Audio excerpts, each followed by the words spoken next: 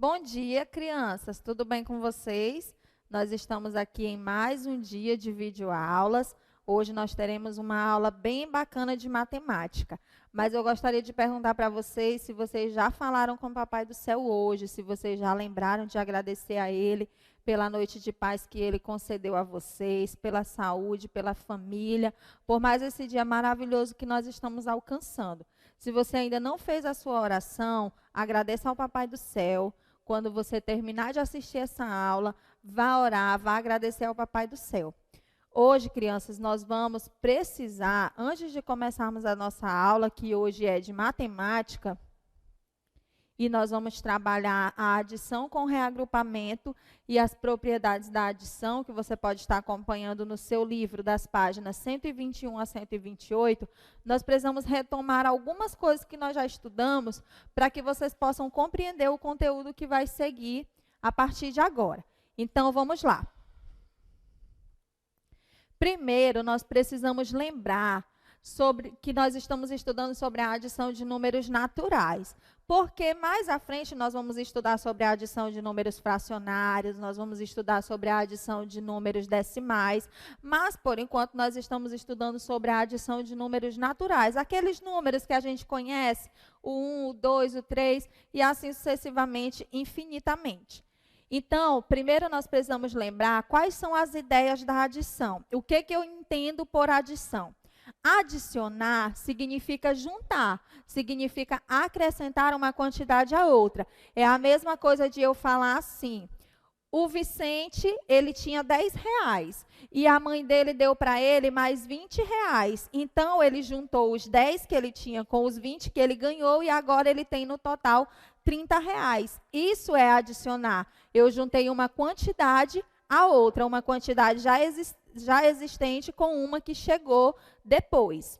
E nós temos que lembrar também, crianças, os termos da adição. Como que eu chamo cada uma daquelas partes de uma adição? Que pode ter aqui 5, 6, uma quantidade qualquer, porque aqui eu tenho uma adição só com 2 parcelas e o resultado, mas eu poderia ter 3 parcelas, poderia ter 4, poderia ter 5, e cada uma delas vai receber o mesmo nome, que é o nome de parcela. Então, não pense, tia, porque eu tenho aqui 10 números para eu somar. Um é parcela, o outro é outro nome. Não, todos vão receber o nome de parcela. Então, eu coloquei em evidência para vocês entenderem que os números que são somados são chamados de parcela.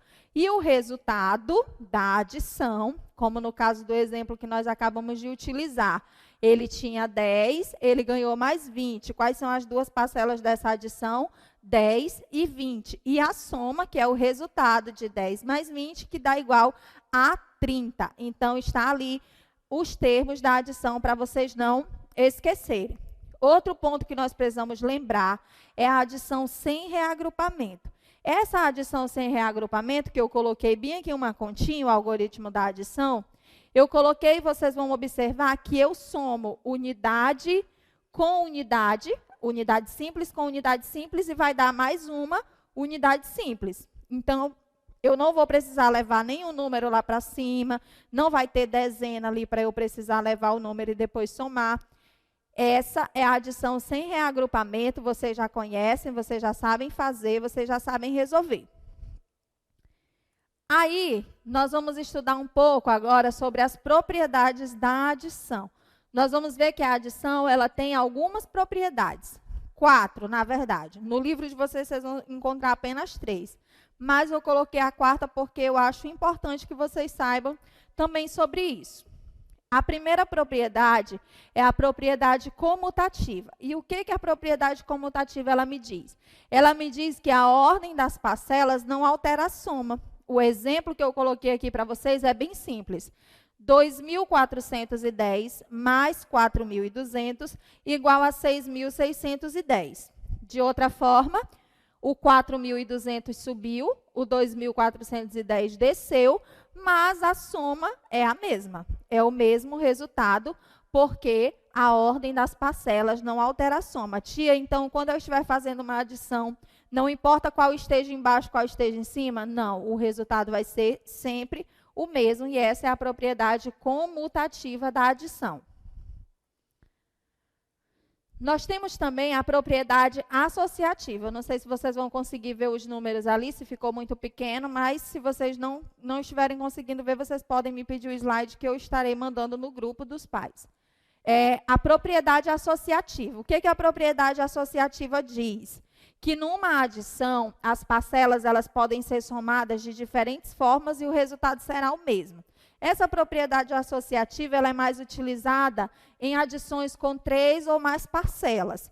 Porque eu posso fazer como? Eu posso somar primeiro as 2 primeiras parcelas e o resultado adicionar a última parcela, ou eu posso resolver primeiro as 2 últimas parcelas e o resultado eu adicionar a primeira parcela e vai dar o mesmo resultado. Se vocês observarem, eu fiz assim.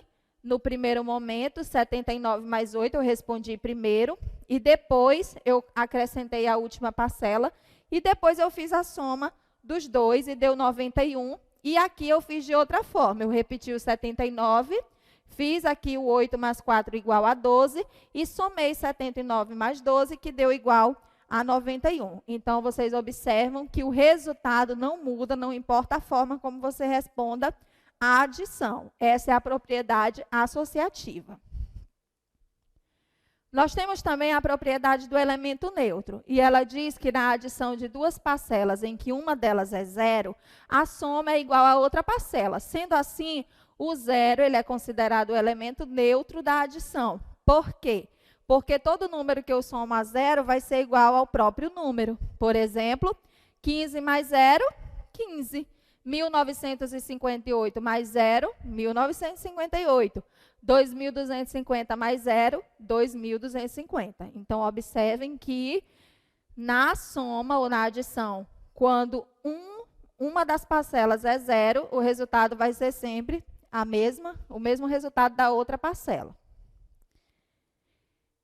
E a última propriedade é a propriedade de fechamento. Quando nós adicionamos 2 ou mais números naturais, o resultado será sempre um número natural.